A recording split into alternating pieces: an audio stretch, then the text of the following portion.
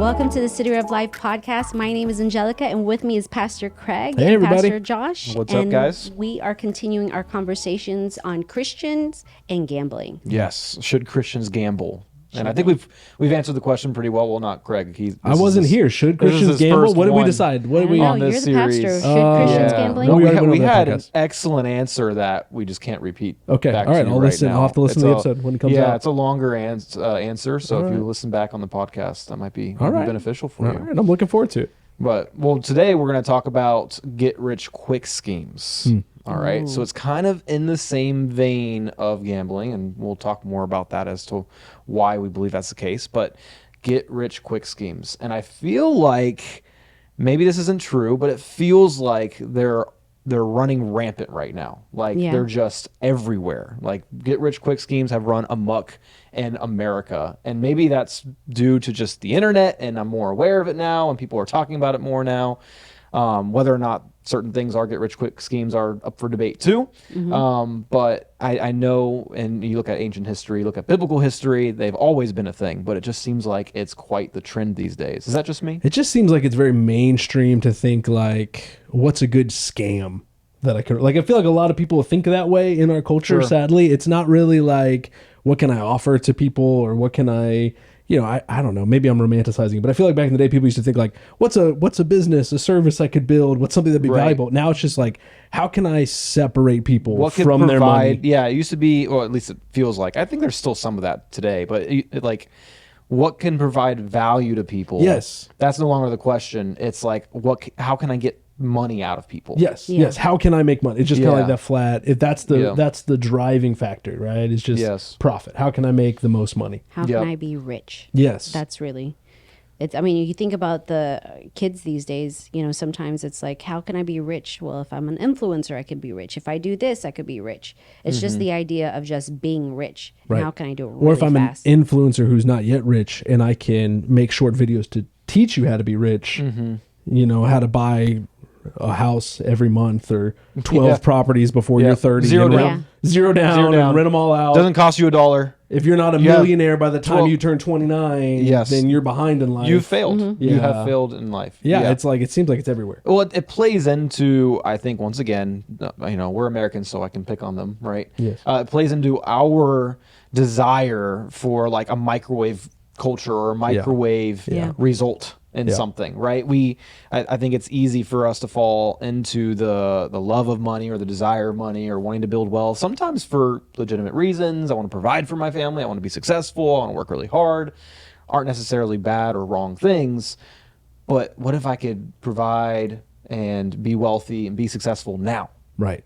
I want it quick. I want it right now. It's the microwave versus the slow cooking, right? It's I want just 1 minute and it's done. Which we think it'll solve all of our problems, right? Like if money, somehow this thing I made or a video I made went viral, like if somehow something hit and I hit it big and I was rich overnight, then all my problems would go away and I would be happy. Yes. And we think that way, but we know that's not true. We know that's not what the Bible teaches. Like that's not the way that God's called us to even live our lives. But we chase after it. It's very tempting.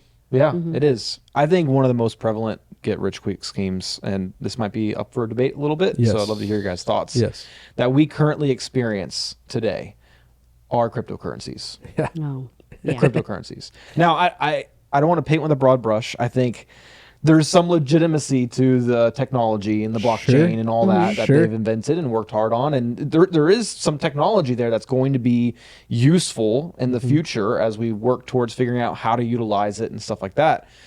But it seems like 98% of what cryptocurrency is now is just a lot of people trying to make it big, trying to pick the right cryptocurrency and get rich quick overnight. If I can pick the, dumbest, jokiest name that will get the most attention. Yes. And there's no value, there's no utility, there's no plan for anything. It's just, can I get other people to throw money at this so that I can cash out? Yeah, and it was over COVID. I think it was 2020 when a friend of mine said, "Hey, you've got to buy into this crypto." Yeah. And I'm like, "Crypto, like Bitcoin or whatever?" And he's like, "Yeah, you've got to buy into it. It's gonna be huge one day, man." I'm like, "Oh, okay. What is it?" It's Dogecoin. Yes.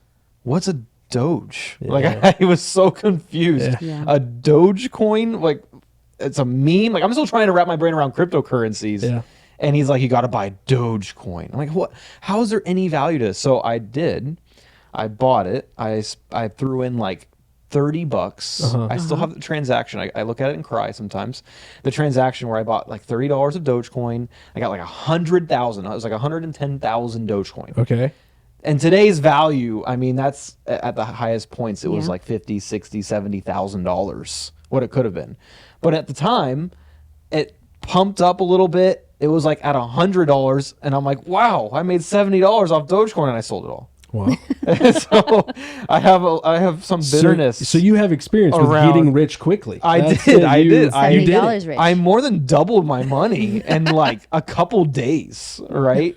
And I'm like, man, I'm a big deal. This is awesome. And then I bought again, and then it crashed, Yeah. and I lost some money, and I sold out of it. I panicked, I'm like, oh, I'm not gonna do this again. Did you roll any of that money into NFTs, which I still don't understand Me neither. what those are, what they NFTs. do, but I just know a lot of people made a lot of money on those too. Yeah. And those are the stories that we hear. I don't know that we can name one person, but you hear, someone got rich off of it. Yeah. So Right. it's legitimate. Like Right. you should buy some because somebody did get rich. And that's usually that very first early adopter, that first wave of people. By the time you're hearing about it, especially by the time I'm hearing about it, it's been old around news. for like 6 months to a year. And in the internet, that's like Yes. 10 years, Yes. Yeah. of time. And so you're so far on the tail end usually of these trends that you're chasing, and you end up losing money. By the because- time I've heard about it, I'm the person that throws the money in that the other people then cash out and take yeah, exactly, my money. Yeah. exactly. And it's very sad. Which is what's happening in the crypto world because there's no regulation, right? So there's pump and dump schemes happening everywhere. And whereas in the past, in the stock market, those things would take sometimes years to unfold and years to discover. It's happening overnight in crypto, Right. Because they invent a crypto. It's got a catchy name on a current trend. Everyone throws money into it, and then the people that made it, whoop, they pull out their money because now the value is so inflated, and then everyone's value goes down. And when you bought at $1, it's now worth 0.00001 cent, and you lose all your money. And Just trying to catch the wave. Just trying to you're trying catch it on the way up. You're chasing it. It's something you end up chasing constantly on the internet, and it's exhausting. And that desire there is something that has been around ever since humans existed, right? Yeah, I mean, I kind of think of like the California gold rush. It was kind of that version of Yep. it. Like, I'm going Yeah. to sell everything and I'm going to go out and I'm going to try to strike gold. The It's- land sales. Yeah, back the then. land sale. Yeah. They would come back and say, hey, we've got some land out west for you if you want to buy it. And it would either not exist. It would be land that was underwater. Yeah. And they were selling it to them because they couldn't see it. They were just taking their word for it. You're just taking a gamble, taking a risk, trying Right. to hit it big and get rich quickly. That's been Right.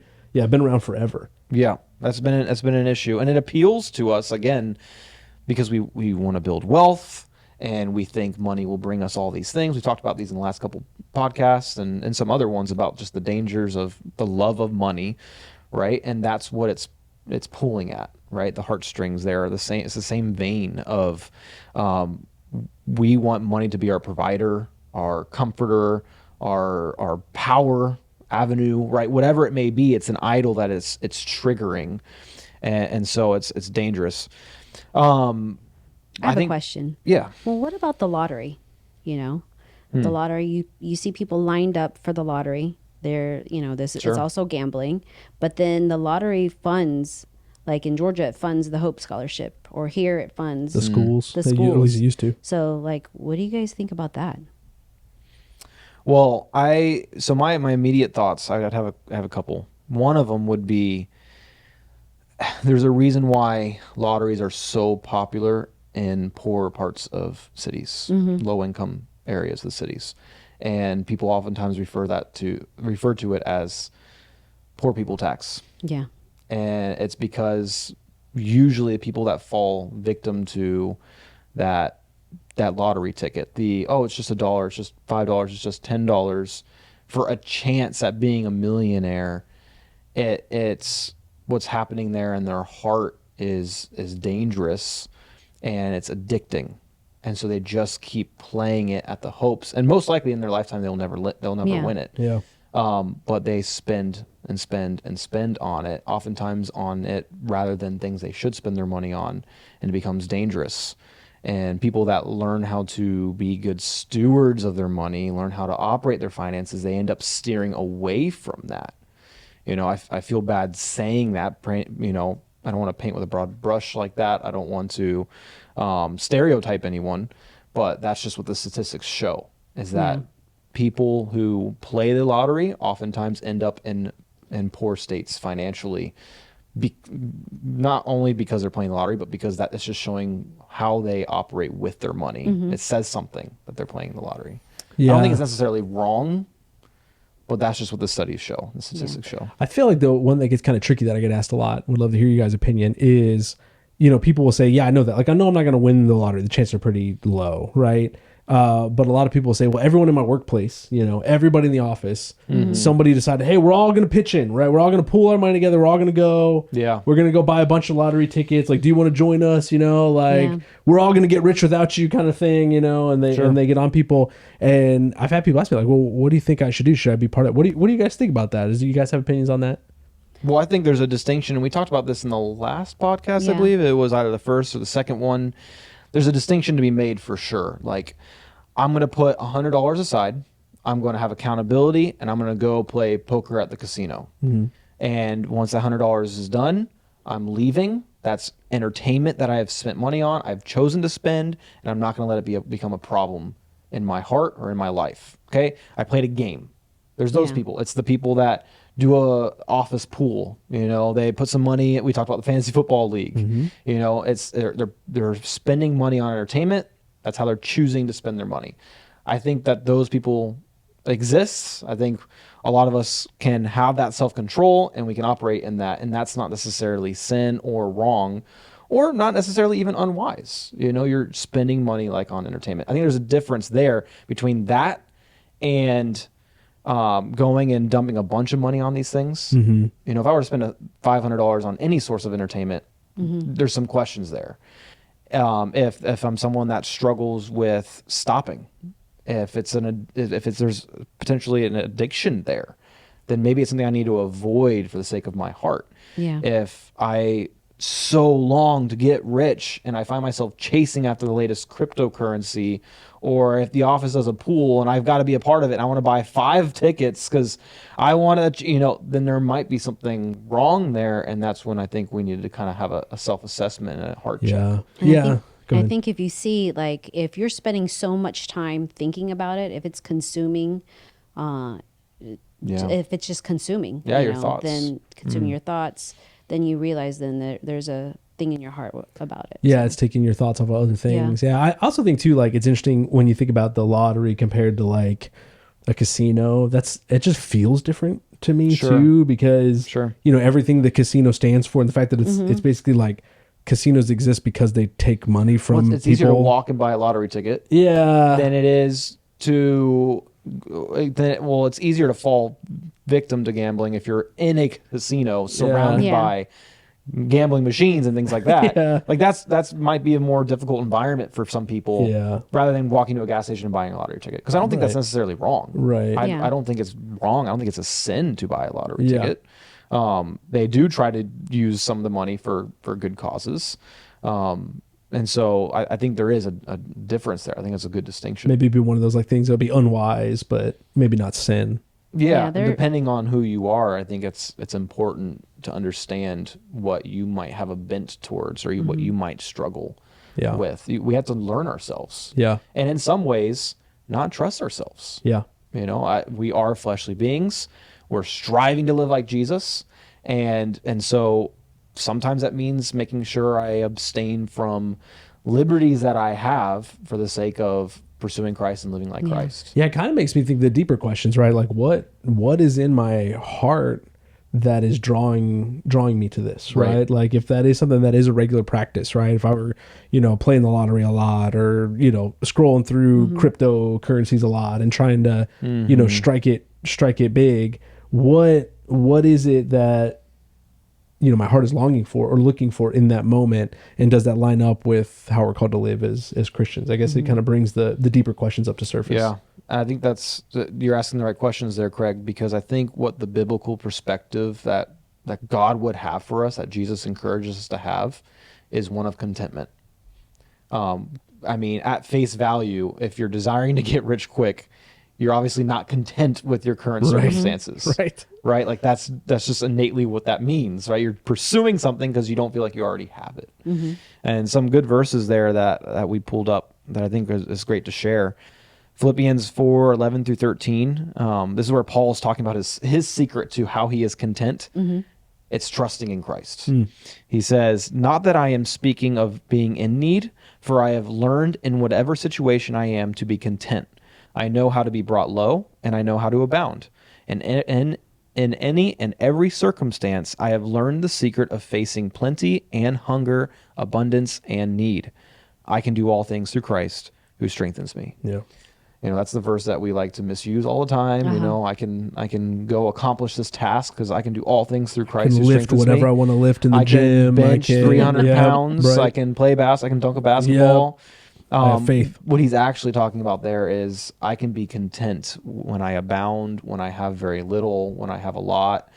Doesn't matter. My circumstances don't dictate my joy or my contentment, because I can do all things through Christ who strengthens me. It's through Jesus, it's through the gospel that we can have and we can find contentment and we can have joy. Hebrews 13 verse 5 says, "Keep your lives free from the love of money and be content with what you have." Yeah. Contentment really is it's about trusting God's provision. It's about trusting God's timing on when he decides to provide. And that love of money is really the opposite. It's saying, no, money's going to bring contentment. Money's going to bring provision. Money's going to bring X, Y, Z. And it can bring it now. I just got to run after it. I got to chase it hard enough. And we oftentimes take our eyes off God. I think about that like a lot when I read the Bible and I read about like those guys, like I read about Paul or even like the life of Jesus. And you see people that experience deep commitment in the Lord. And this full faith that God will take care of them and provide for them. And it's like a detachment from the world in like a good way, like a healthy way. It's like, I don't have to worry about these sort of things. I don't have to worry about chasing after money. I don't have to worry about where my next meal will be because my Father provides for me. Like my focus is just on following God's call on my life, command on my life. And I know he'll take care of me. Right. And so it's that detachment. And it's also this, it's kind of like they're playing a different game than everybody else. Like when you read Jesus, when you read about Jesus in the gospel, just his sense of timing and the pace to his life, but then also he just has such different goals and motivations that it's like he's, playing a different game. Everybody's running around worried about these things. The Pharisees are worried about, the law. And then these people are worried about trying to scrape together a living and, and he's just like peaceful at rest, moving with purpose. And it's like, oh, okay. He's kind of above it in a healthy way, above these things. And it can be powerful. I think contentment could be the key to really help us maybe pull out of the rat race, or at least the mindset of most of the world of just chasing things, right? It helps us kind of pull away from that a little bit and live for something bigger. Yeah. In Jesus, not only he explained this to us, but he also was the perfect example in it. He's traveling around with his disciples. Yeah. How are they going to have enough food, enough money for food? How are they going to have enough money for lodging? He was never really worried about that. The person who held the money bag amongst the disciples was Judas. Yeah. And it even tells us, I don't know if all the disciples knew or if just Jesus knew or when and if they found out. It tells us he was skimming off the top. Yeah. He was taking money out of it. He was dishonest. He was untrustworthy from the beginning. And it's not like Jesus didn't know that. He allowed Judas to hang on to the money bag as they were traveling.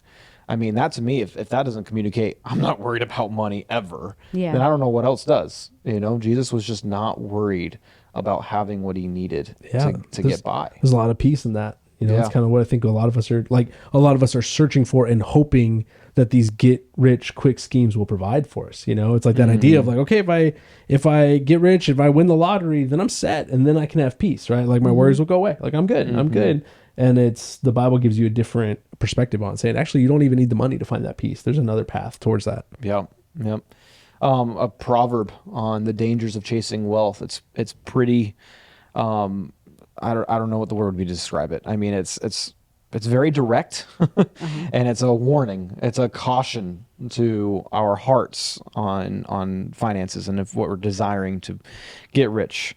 Proverbs 28:20, it says, "A faithful person will be richly blessed, but one eager to get rich will not go unpunished." Yikes.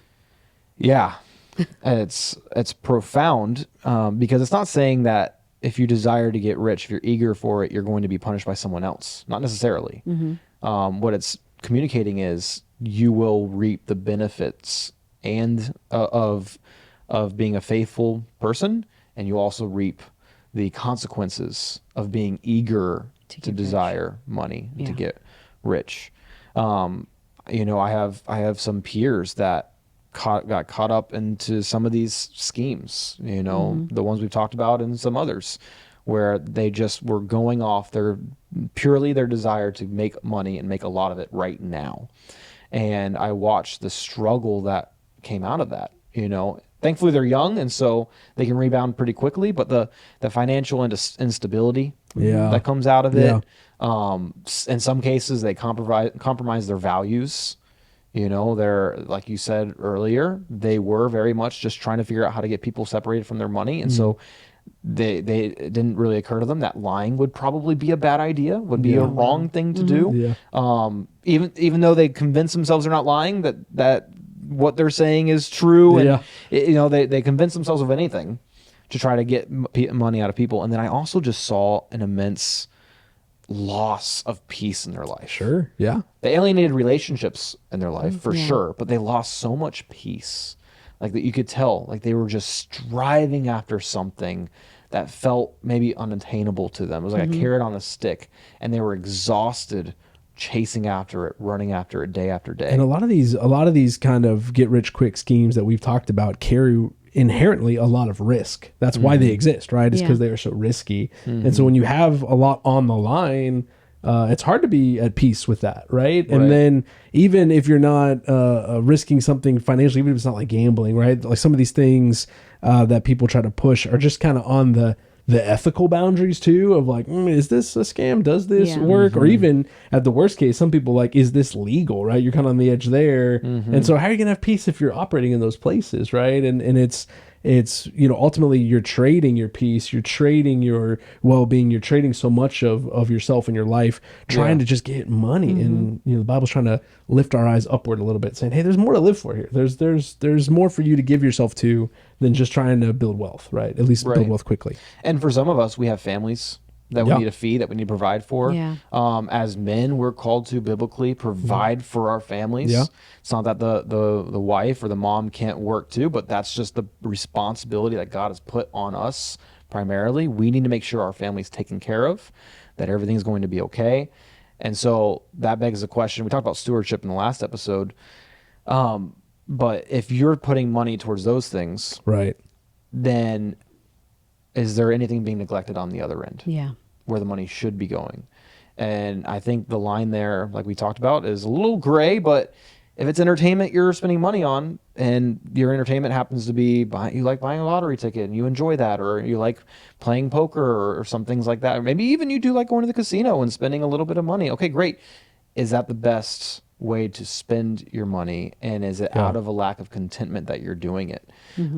Paul's got some harsh words to Timothy that he's when he's speaking about the leaders in their church, about the man's responsibility to provide. He says in 1 Timothy 5:8, "But if anyone does not provide for his relatives, and especially for members of his household, he has denied the faith and is worse than an unbeliever." It's pretty dramatic. Yeah. And Paul's, I think, intentionally trying to get a point across here. Like, no, your first responsibility is to make sure your family, your household is taken care of. And so if you're okay with putting that money towards entertainment, and you're okay with spending that money, and if you're married, your wife or your husband, they agree with, okay, you're good with spending that money, then maybe, yeah, sure. But is there something else it could or should go to? In the case of some of my peers that I mentioned just a moment ago, you know, they're throwing all of their money at this scheme because they thought it would make them more money. Yeah. And so they were taking money away from things that should go to pumping it into these things, and it became very dangerous. It's kind of like, it reminds me, if you were thinking back in New Testament days and biblical days, right?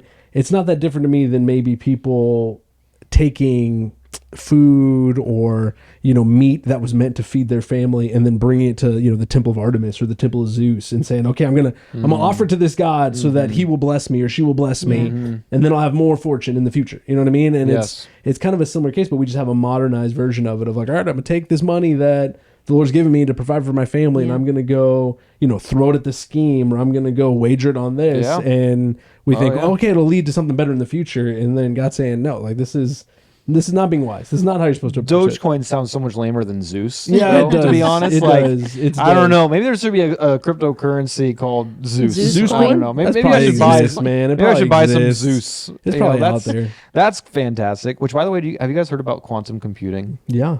You have? Well, you've told me about it. I'm the one that told you about it? I've been on it. a bit of a soapbox Okay, on can it. you explain this? Yeah. Hey, we're getting a little off topic here, but really fast. Okay. The idea about quantum computing is, so Google just had a breakthrough on it. Okay. It doesn't exist yet, but the idea behind quantum computing, and to spare you all the techno mumbo jumbo, essentially the computing power that it would contain, it would be able to, in theory, crack the blockchain technology. Okay. So blockchain is sophisticated encryption, to use some simplified words. Quantum computing could make heads or tails of that kind of encryption, and that's what crypto's built on. Essentially, it would render all cryptos useless. It would break the blockchain, and so now you could literally, with quantum computing, go and hack any Bitcoin wallet and take it all. And so since it's just a currency, right? It's not an investment. It's not a stock. It's not a company. It's just a currency. Then you could just take everyone's Bitcoin and now it has zero value. Could you imagine if that actually took place? It's rough, man. Now, they're probably, angry they people. say 3 to 5 plus years out from actually developing this technology. Nowadays, that's like next year with AI, but you just never know. And it could be nothing. I'm not a tech nerd. I don't fully understand it all, but You're a little bit of a tech nerd, though. I enjoy it. Is But this a I'm in warning no to way our a nerd. listeners? What? Is this a warning to our listeners of what could happen? Yeah, everyone's gonna be like, "Oh, Josh said Bitcoin is investment, useless." My investment would go to zero. But like that would, I mean, we've seen that Could you happen in imagine- other industries. I mean, could you imagine the chaos of everyone trying to sell their Bitcoin and how fast it would go to zero Yeah. if that were to happen? Just be wiped I'm not out. saying it will. I'm just saying that I don't know. That's enough for me to be a little worried. I mean, about it's like the risk you take. I mean, you can kind of think about that with any investment, but it is a risky thing, especially when, it's just so hard to wrap your head around. You think about like crypto, there's just nothing physically there. You know what I mean? It's just so hard. It's so easy to think like, all right, if we all give up and we don't buy into this idea anymore, Right. like we're all just buying into this idea, and that's what's Right. making it valuable. That's why there's value. Exactly. Yeah. And again, there's legitimate value there. The Yeah. blockchain technology is legitimate. You've got several different Bitcoins cryptos that have built on the Bitcoin technology. You got Solana and you got Ethereum and those networks. I mean, it's cool technology, but it's a get rich quick scheme at its roots. And you have to be careful because a lot of people are throwing a lot of money at it, and you just don't know. And especially where it's at now, it's so high. It's like, well, it's probably not really much of a get-rich-quick scheme anymore because it's so highly valued. Depends on where you think it's going to go. But that's why all those little pump-and-dump cryptocurrencies are so dangerous because those you can potentially make 1,000,000% or lose all your money. All right, unless you We guys have anything to digress. say on that, I will. Josh, get if you back could stop talking about on- crypto for just a on- minute and we can finish on our track podcast, here. it would be great. So, what are some practical habits yes. that we can have to find Yes. contentment? The in goal what we is have? Thank you for getting us back Thank on you, track, Angelica. Angelica. That's Thank why. you. That's why we need you. Because practical habits for financial contentment. That's what we're after. That's what we're striving for. I think the first one is practice gratitude. Okay. Practice gratitude. I say practice because it's a muscle we have to work and we have to be intentional about. And that's what we're called to. 1 Thessalonians 5 is one of the more famous verses on that. It says, "Rejoice always, pray without ceasing, give thanks in all circumstances, for this is the will of God in Christ Jesus for you." It's the same vein of Philippians chapter 4, what Paul's saying. Hey, we need to be gracious, for what we have. We need to be thankful for what God has given us. We need to be content with what we have, whether we feel like it's a lot or a little, or if it's just right, it doesn't matter. God has given us what we have, and so we need to be content in where we find ourselves. That kind of helps ease the what does Dave Ramsey call it? Like the truck fever, the house fever, you know, like when you're like, I want a new house or I want a new car, you know, and you just get so excited about it, so built up. That idea of practicing gratitude, remember what you currently have, why you love it, and just the being grateful for what God has blessed you with currently kind of helps calm that down a little bit, you know, and take away some of that desire and can help you be more content with what you have. I drive the best car out there in a Toyota Corolla. Tell us 2016. About it. Tell it's us a beautiful about car. It, man. All right, I'll try not to get sidetracked again on it's just a how beautiful amazing non-payment, Toyota. Right?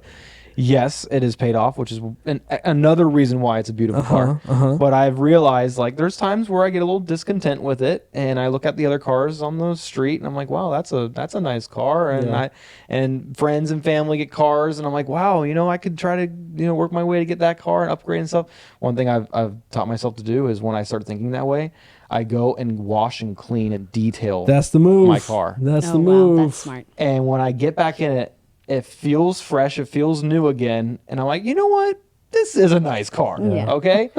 And then I go and turn my headlights on. I'm like, well, I could have auto headlights. I mean, why do I have to turn them on manually? But no, it does. It actually renews it. But I just vacuum up the Cheerios in my kids' car seats, and I just feel like now, like, there you go. Look at this luxury that I live in now. The clean floorboards, like, it's beautiful. It's beautiful. Yeah.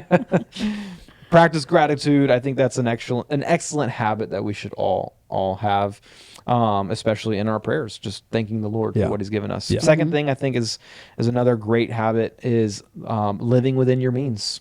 Living within your means, and that's a habit. That's a result of being contentment, whatever you want to call it. But that's what we're called to do, and it ties into the last conversation in the last podcast of stewardship. Yep. If you were a company and you handed off all your finances to that company for them to manage your finances, and that was you, would you be upset with how you're running it? Right? If you removed yourself out of the situation and said, okay, that person is managing it, would you be happy with yourself? It's a good way to God think about has given us everything we have, and I think in a lot of cases doesn't give us more, despite our desire for it, because He wants to see us manage what He's already given us well. And He tells us, Jesus straight up tells us, hey, when you're faithful with a little, you'll be given more. God wants to see you manage what you've been given first before He wants to give you more. He's very clear about that. He's not cryptic. I think it's hard though to live within your means, just because we play the comparison trap, the comparison game all the time, right? We're looking at other people, we're looking at our friends and family members and neighbors, and even people in different stages of life too, and you're thinking like, well, how do they have that? And how does that happen? And then the other part too, like, I just find is there's just so much advertising and marketing, and it can just wear you down, right? It's like it's designed to breed discontentment with what you currently have, and then you're watching the Super Bowl and you're just seeing car ad after car ad or whatever, and you're thinking, man, that's the way I should be living. Gambling ad after gambling ad. That's what they are now, man. That's what they are now. Well, yeah, every single one, and you just start to think like, oh, what I don't have is enough, right? It can be hard. Like it takes. I'm glad you put contentment or gratitude first, because I think that is kind of something that can shield us a little bit against those other desires, help us live within our means. Yeah, no one ever really comes to me. I'm a pastor, and people come to me with their struggles, and we'll talk about it. But no one ever comes to me and says like, "Hey, I'm really struggling with jealousy right now. Yeah, I'm really struggling with envy right now." Yeah, I was scrolling through Instagram the other day, and I just saw what my friend has or what they're doing, and it's just killing me right now. And I'm comparing them. No one ever talks like that. No. It's happening internally probably every day for most people, because we're just always on social media. Yeah. We're always thinking about, and then that's honestly the root of a lot of get rich quick schemes, why we fall for them. It's like, well, I envision my life of what it could be. And then there's that influencer that took out a second mortgage on a Lamborghini, but now they look like they own a Lamborghini, and they're making a bunch of money off other people because parks now in they front of his look private jet, rich. Walks on a nice suit. You're like, oh, that could be me. And we're comparing, we're envious, we're jealous of that, and we want to get there. We want to have that. That's the root of a lot of what we're talking about. But then if you think about it, if you're not living within your means, and then you're probably in a lot of debt. Just the peace that's taken away. Yeah. You know, from you. So that's, you know, and then of course you're going to want to get rich quick because you got to pay all your bills. Yeah, you're stressed, right? Yeah, I got a lot of bills to turns cover. into a hamster wheel. You know. Third thing is practicing generosity. Practicing generosity. That's another muscle that I think we should all be disciplined in exercising. A practice that I've heard in the past that my wife and I have tried to adopt. We haven't been perfect in it, but we've seen so much fruit when we have done it, is in our budget putting $50, $100 and labeling it just generosity. And that's just an opportunity to be generous that month of, oh, I'm going to pay for my friend's meal, or I'm going to pay for my friend's ticket, or I know they're struggling a little bit and they're working really hard towards something, and I know they would love this, so I'm going to just buy it for them. And exercising that generosity muscle just makes you want to do it more. You get so much joy out of it and so much gratitude that you're in the position to be able to do it. And Jesus tells us it's better to give than to receive, right? And when you experience that, when you do give, you're like, man, that is true. This is so much more fun and so much more gratifying. And I feel like I'm also being a good friend and loving them well. And that muscle there, working that muscle, I think it takes your eyes off yourself and gets your focus away from all the stuff that you want and all the things you're trying to chase after. And it breeds contentment. Yeah. I think it really breeds contentment in your life. Yeah. And it can be just a good freeing reminder of like a better use of money. You know what I mean? And then it can even lead you down that path too, where you're thinking, okay, you know, I'm giving these people this money, but then also realizing like, oh no, I'm finding joy in this. And maybe I don't need as much money as I think I do. Yeah. And the second thing is maybe there's other ways I can give to other people, and maybe I can still find that joy, right? It kind of can flow into service. And I think that can be really helpful too for people. Yeah, that's really good. Yeah, that's good. Well, I think the final point to make for the sake of this conversation today is just a reminder. I want to read a verse, Matthew chapter 6, verse 19 through 21.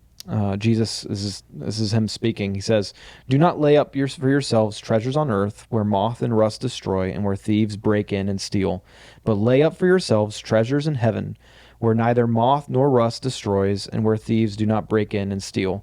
For where your treasure is, there your heart will be also." Yeah, it's a good reminder, and Jesus, he hammers this nail in constantly, right? He's constantly reminding us wealth is not found on this earth. Yeah. It's found in his kingdom. It's through spiritual growth and relationships and your walk with the Lord and the eternal impact that you're having through his church and through the people around you.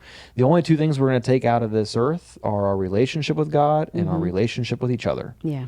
And so how are we investing in those things? And is that where our focus is? Is that where our time and energy is?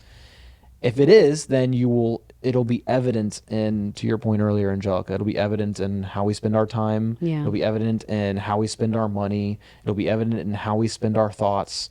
And contentment will, I think, just be a byproduct of the focus on God's kingdom and wanting to see, just as he says, heaven on earth, seeing people come to salvation, to know Jesus, and pouring into our own walk with the Lord. Yeah, that's good. Wow, Josh, Craig, that was so good. Well, I hope you guys enjoyed this episode on Christians and gambling, and we can't wait to see you next time on the City Rev Life podcast. Thank you so much for listening to the City Rev Life podcast. Feel free to subscribe and leave a rate and review. We love it when you share it with your friends on social media, so don't forget to tag us at cityrev.church. If you're interested in more resources, download our City Rev Church app and follow us on social media. Have a great day.